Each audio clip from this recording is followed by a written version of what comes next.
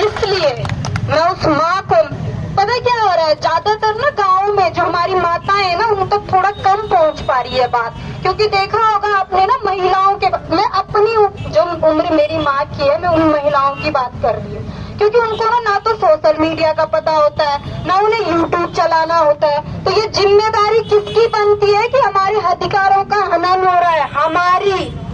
इसलिए निवेदन करती हूँ, बताइए उनसे, हम किसी ऐसे धरने में नहीं जा रहे हैं कि जो किसके संविधान के खिलाफ हो, हम ये अपने हक के लिए लड़ने जा रहे हैं। तो आज भी मैं कुछ पंक्तियों के साथ में समाज को, सरकार को, आयोग को और विरोधी दलों को कुछ कहना चाहती हूँ। उन बातों पर भले उन पंक्तियों में इतनी लय नहीं हो, लेकिन कोशिश मैं करती हूँ। हमारा यहाँ पर मुद्दा है पेपर लीक का। हमारे मान्यवर कहते हैं पेपर तो नहीं लीक है, पेपर लीक किसे कहते हैं इसको समझने में हमारी बुद्धि पीक है। पेपर तो नहीं लीक है, पेपर लीक किसे कहते हैं इसको समझने में हमारी बुद्धि लीक है। मैं एक को, सिर्फ सरकार इंक्लूड नहीं है ना उसमें, इसलिए मैं सिर्फ एक को नहीं कह रही हूँ। बच्चों, घर जाओ सब कुछ तो ठीक है, बस 416 ही तो सीट है। वो हमें बताना चाह रहे हैं कि कहाँ से पेपर लीक है, 3 ही पन्ने बाहर आए थे। मुझे नहीं पता कि पेपर लीक की परिभाषा क्या होती है, ये मैं नहीं कह रही हूँ, आप समझ रहे होंगे मैं किसको बोलना चाह रही हूँ। तो उनको बोलिए, 2-4 अपने सहयोगियों को बिठाइए और कुछ समय तक उसमें जांच बिठाइए और परिभाषा बनाइए कि पेपर लीक की परिभाषा आप अगले पेपर से क्या रखोगे। एक प्रश्न बाहर आने पर, पूरा पेपर बाहर आने पर, या पेपर सारे उत्तराखंड में फैल रखा और तब भी ये कहेंगे हमारी थोड़ा ना गलती, हमने तो लगा रखे थे पुलिस वाले, वो पता नहीं कैसे आ गया। मेरा पेपर जहाँ पर था ना, तो आप लोगों ने देखा होगा ट्रांसपेरेंट बोतल ये लोग हम लोग को ले जाने देते हैं। तो मेरे को ना आदत है कि मैं थोड़ी थोड़ी देर में जब पानी पीती हूँ तो मैं फोकस ज्यादा कर पाती हूँ पढ़ने पे। तो जब मैं अंदर जा रही थी तो इन्होंने मेरे से बोतल भी बाहर रखवाई। मैं तो खैर जब पेपर देने जाती हूँ मेरे मन से एक ही चीज निकलती है, दिखावा कितना भी कर लो, अंदर जो तुमने कर रखा, या हमारी फोटो खींचो या चेकिंग करो। ऐसा चेक करते जैसे हम अपराधी होंगे। अपराधी हैं हम। अगर हम अपराधी जैसे चेक किए जाते हैं तो फिर वो क्यों नहीं चेक किए गए थे जो फोन लेके अंदर गए थे?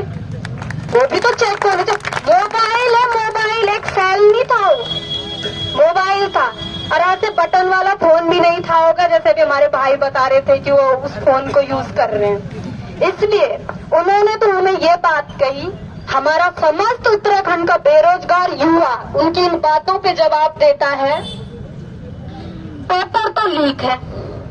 हम मान रहे ना है, क्योंकि वो क्या कह रहे हैं कि पेपर लीक नहीं है, लेकिन समस्त युवा मान रहे हैं कि पेपर लीक है। यह जानकारी बिल्कुल सटीक है, प्रूफ हो चुका है कि पेपर लीक है। पेपर लीक किसे कहते हैं इसको समझने में हमारी बुद्धि तो नहीं वीक है। हमारी बुद्धि बिल्कुल सही चल रही है कि पेपर लीक हुआ है। आप हमें मत भरमाओ, हम पे आरोप मत लगाओ कि हम भ्रमित कर रहे हैं बच्चों को। भ्रमित तो आप कर रहे हो, हमें अभी भी बांट कर। उस मुद्दे पे मैं इस मंच के माध्यम से ज्यादा नहीं बोलना चाहती हूँ, क्योंकि हमारे आंदोलन की रूपरेखा कुछ और है। ये ले जाना हमें कहीं और चाह रहे हैं, लेकिन हमारा उद्देश्य कुछ है और है, इसलिए मैं इस मंच से ज्यादा नहीं बोलना चाहती हूँ। ये हमारी परिभाषा है, पेपर तो लीक है, ये जानकारी बिल्कुल सटीक है। पेपर लीक किसे कहते हैं इसको समझने में हमारी बुद्धि तो नहीं वीक है। हम घर नहीं जा रहे क्योंकि यह नहीं ठीक है। हम अगर घर बैठ गए तो इनको एक वीक पॉइंट मिल जाएगा हमारा कि जो इन्होंने जांच कमेटी बिठाई है लंबा खींचो, और उसके बाद ये कर देंगे रिजल्ट जारी। हमें वो नहीं होने देना है। सीबीआई जांच तो हमने बोलनी है, लेकिन सबसे पहले बोलना है कि पेपर रद्द करो।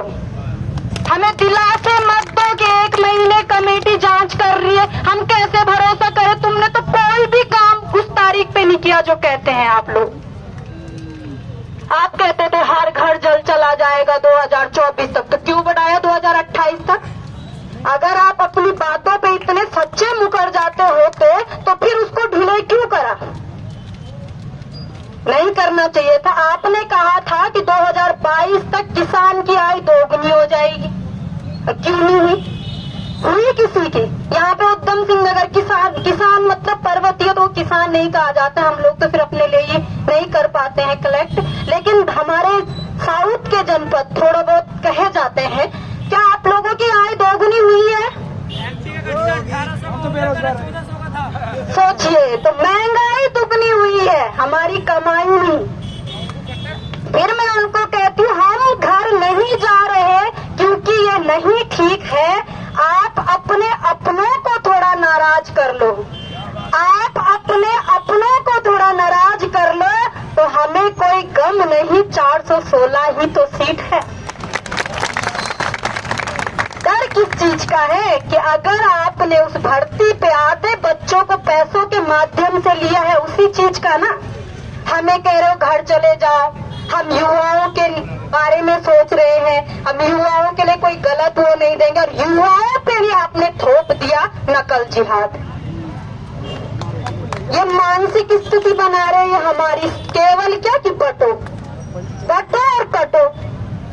अगर ये नारा अंग्रेजों ने दिया तो हमने सहा भी, अगर ये हमारे ही लोग नारा दे रहे हैं कि तुम बटो और कटो, तो क्या हम स्वीकार करेंगे इस चीज को? घर नहीं जाना है, संख्या को कम नहीं होने देना है। ये राजधानी है, राजधानी। अगर पिथौरागढ़ के किसी कोने में जनसंख्या कम हो रही है तो बर्दाश्त हो जाएगा, यहाँ पे नहीं होने देनी है। इसलिए समस्त उत्तराखंड वासी से मैं निवेदन करती हूँ, पहले तो इसको और मजबूत बनाने के लिए माँ भी उतरे और पिता भी उतरे, चाहे एक दिन का सहयोग दो। और दो, हिंदी में भाषण देना नहीं आता, गढ़वाली में दो। मैं गढ़वाली लड़की हूँ, मैं गढ़वाली में बोलना, मैं प्रकृति से बहुत प्रेम करती हूँ और अपनी संस्कृति से, लेकिन जहाँ से गढ़वाली में बोलना थोड़ा सा कठिन है क्योंकि कुमाऊनी बच्चों को दिक्कत होती है, हम लोगों को बाहर के लोग भी सुन रहे हैं उनको दिक्कत होती है, इसलिए माध्यम हिंदी चुना गया है बोलने के लिए। फिर ये कहते हैं पेपर ही तो बाहर आया है, हमारे एक मान्यवर कहते हैं पेपर ही तो बाहर आया है, बाकी रिजल्ट तो अभी भी अंदर समाया है। तो मान्यवर की इन प्यारी सी पंक्तियों को मैं, जब हम प्री मेंस का भी लिखते हैं तो हमें आंसर की के लिए सिखाया जाता है आपको कैसे लिखना है। मैं आपकी उपयुक्त पंक्तियों के माध्यम से आपको समझाना चाहती हूँ। नकल हुई है, यही तो बाहर आया है, नकल माफिया तो अभी भी अंदर समाया है, लाइए उसे बाहर। अगर आप ये कह सकते हैं कि अभी पेपर ही तो बाहर आया है, रिजल्ट अंदर है, तो उस नकल माफिया को भी बाहर लाइए। कौन है वो? क्योंकि वो एक नहीं है। मैंने कल भी कहा था कि जो ये घोटाले हो रहे हैं, भ्रष्टाचार हो रहे हैं, ऊपर से नहीं हो रहे, उसमें हम लोग ही शामिल हैं। उसमें मैं अपने को नहीं कह रही, आपको नहीं कह रही, लेकिन हम ही जैसे जो चपरासी पद पे होम गार्ड में ड्राइवर है, उन्हीं से तो आ रहे हैं नेटवर्क बनाने के लिए। इनको पता है मेरे घर में 15 लाख है, पता है मेरी जेब में तो भी 15 रुपये भी नहीं है, लाख तो दूर की बात। फिर मैं इनको कहती हूँ धन्यवाद देते हम ऐसी व्यवस्था को, धन्यवाद देते हैं हम ऐसी व्यवस्था को जिसने समझा हमारी अवस्था को। बहुत अच्छी तरीके से इन्होंने समझा है, तो अगली 2 लाइनों के माध्यम से समझना। इतनी बरसात के बाद अवसर दिया हमें घाम तापने को। भूल गए थे हम घाम किसे कहते हैं ना। उत्तराखंड में या उत्तर भारत में इतनी बारिश हो रही थी, यहाँ बादल फटा वहाँ बादल फटा, तो इन्होंने बोला धूप क्या चीज होती है, थोड़ा ले लो आप उसका मजा ना। हमारे कमरों में सिलन आ गई है, तो हमारे प्रदेश का युवा उस सिलन से बीमार ना पड़े तो स्वच्छ हवा लो बाहर पे। और ले रहे हैं हम, और लेते रहेंगे तब तक जब तक इनको झुकाएंगे नहीं। झुकाने की बात सिर्फ सरकार को नहीं है, यह संदेश उस भ्रष्ट व्यक्ति तक